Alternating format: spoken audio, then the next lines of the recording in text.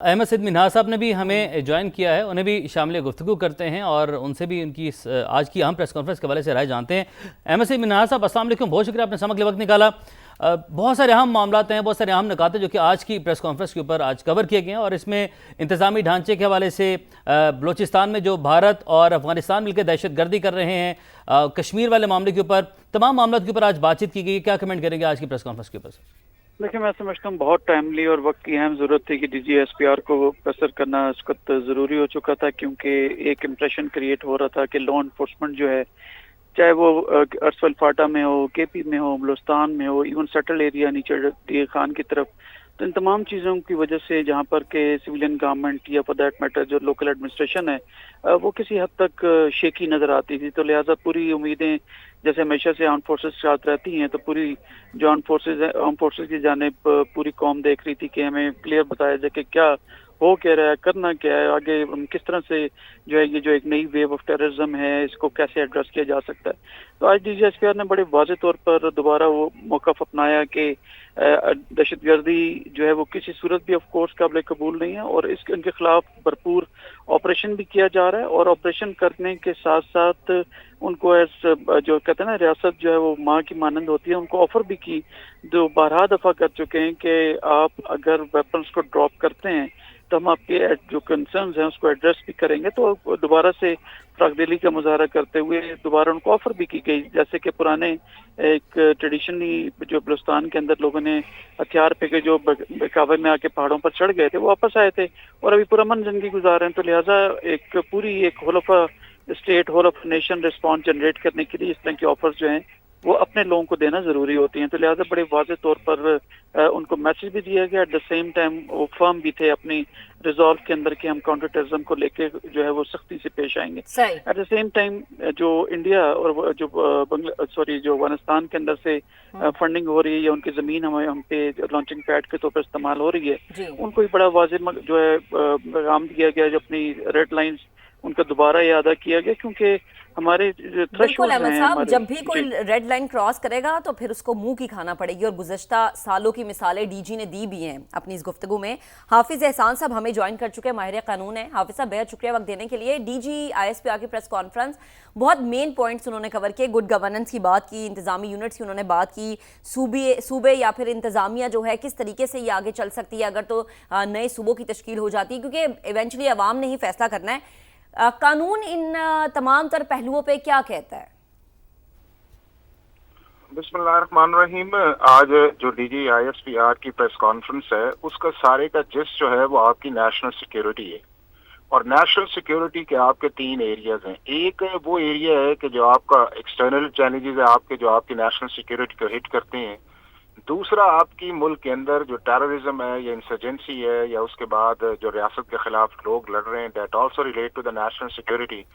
اور تیسرا سب سے بڑا امپورٹنٹ ایریا جو ہے وہ ہے آپ کا گڈ گورننس، اور گڈ گورننس کے لیے آپ کی چیزیں جو ہیں اگر بہتری کی طرف جائیں گی تو ڈیفینیٹلی اس سے آپ کی national security, law and order, satisfaction of citizens یہ امپروو ہوتی جائیں گی۔ اب یہ ہے کہ 2-3 چیزیں بڑی امپورٹنٹ ہیں، اور وہ میرا خیال ہے کہ پاکستان کے سارے پالیٹیشینز اور پاکستان کا جتنا بھی آپ کا انٹیلیجنسی ہے وہ اس چیز کو جانتا ہے اور مانتا ہے کہ پاکستان کا جو موجودہ نظام ہے، چاہے وہ آپ کا عدالتی نظام ہے، چاہے آپ کا گورننس کا نظام ہے، چاہے آپ کا اس کے بعد جو ہے آپ کی چیزیں، آپ کی فائنانس کی چیزیں ہیں، یا آپ کا ڈیولپمنٹ کا سسٹم ہے، وہ کولیپس کر چکا ہے اور وہ ڈیلیور نہیں کر رہا۔ اب جب ڈیلیور نہیں کر رہا تو اس کا الٹیمیٹلی پاکستان کو نقصان ہے۔ اب اس نقصان کو دور کرنے کے لیے ضروری یہ ہے کہ آپ کو اپنے ملک کے اندر major surgical governance justice reforms کریں، اور ان ریفارمز کے اندر 4-5 چیزیں بڑی امپورٹنٹ ہیں۔ نمبر 1 امپورٹنٹ یہ ہے کہ پاکستان کے اندر جو ہے اس وقت 25 کروڑ سے زیادہ کی آبادی ہے، اور جب ملک بنا تھا تو آپ کی آبادی 3 سے 3.5 کروڑ تھی، اور 4 ایڈمنسٹریٹو یونٹس سے ہم نے آج تک اسے انٹیکٹ رکھا۔ اور دنیا کے دوسرے ممالک کے اندر اگر آپ ایگزامپل اس کو دیکھیں کہ انڈیا نے 34 کے قریب یونٹس بنائے، اس کے بعد فلپائنز کے 84 یونٹس بنے، افغانستان کے 28 ہیں، ترکی کے 81 ہیں، تو دنیا کے ہر ملک نے اپنی گورننس کو بہتر کرنے کے لیے ایڈمنسٹریٹو یونٹس بنائے۔ دوسرا دنیا نے کام یہ کیا کہ لوکل گورنمنٹس جو ہیں ان کو امپروو کیا۔ آرٹیکل 148 جو ہمارے کانسٹیٹیوشن کا ہے کہ ڈیولوشن کے ساتھ ساتھ انہوں نے ڈیوالو کیا آپ کے ایڈمنسٹریشن کو، ایڈمنسٹریٹو میئرز کو اور آپ کے فائنینسز کو، جو کہ ہمارے ملک کے اندر انفارچونیٹلی اب آپ اندازہ کریں کہ پچھلے 25 سال کے اندر 50 سے 60 ٹریلین روپیز جو ہے وہ پاکستان کا پروونسز کے اندر گیا ہے. اور اگر آپ جا کے ریڈ دیکھیں، روڈز دیکھیں، ہیلتھ دیکھیں، سینیٹیشن دیکھیں، سکولز دیکھیں، اس وقت تقریباً 2.5 سے 3 کروڑ بچہ جو ہے وہ آپ کا آؤٹ آف سکول ہے. انڈیکس آپ دیکھ لیں، دنیا کے لوسٹ انڈیکس ہیں، اور ایک طرف آپ اسلامک نیوکلیئر پاور ہیں، دوسری طرف آپ نیوکلیئر میزائل ٹیکنالوجی، اپنے 6 گنا بڑے لوگ دشمن کو آپ نے ہرایا ہے، دنیا کی میڈیشن آپ کر رہے ہیں، اور آپ کی گورننس کا لیول یہ ہے کہ آپ کے انڈیکس نیچے ہیں. اب دنیا آپ سے یہ کہتی ہے کہ اگر آپ نے ان ایریاز کے اندر اپنی اچیومنٹس کی ہیں تو اپنی گورننس کو بہتر کریں. آپ سے وہ بزنس بالکل کرنا ٹھیک ہے. چاہتی ہے. حافظ صاحب، آپ کی قطع کلامی کی معذرت، چاہتی یہاں پر یہ سوال میں آپ سے یہ کرنا چاہتا ہوں کہ دیکھیں،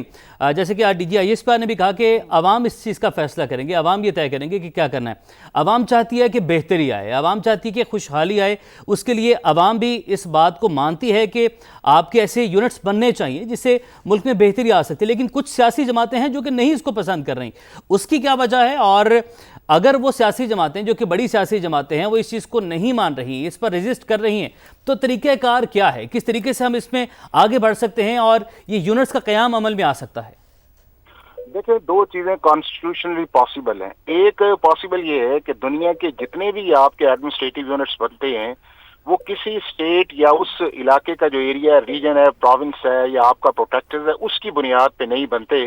بلکہ اس کا فیصلہ وفاقی حکومت کرتی ہے، جو آپ کی فیڈرل گورنمنٹ کرتی ہے کہ آپ نے ایڈمنسٹریٹو یونٹس کس طرح بنانے ہیں. اور پیورلی اتھارٹی انڈیا سے لے کے ہر ملک کے اندر یہی اتھارٹی. ہمارے ملک کے اندر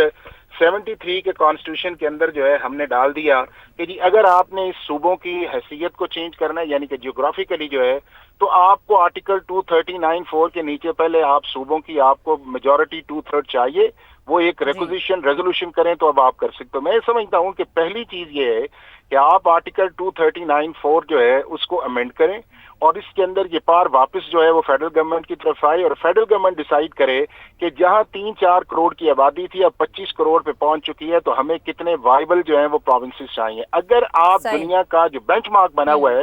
اس کے مطابق یہ ہے کہ آپ کا 20-22 ملین جو ہے اس کی بنیاد کے اوپر ایک پروونس بنتا ہے، تو پاکستان کے کم از کم 15 ایڈمنسٹریٹو یونٹس جو ہیں وہ بننے چاہیے. دوسرا اس کا یہ ہے کہ آپ پھر آرٹیکل 48(4) کو انووک کریں. پرائم منسٹر آف پاکستان جو ہے وہ ایک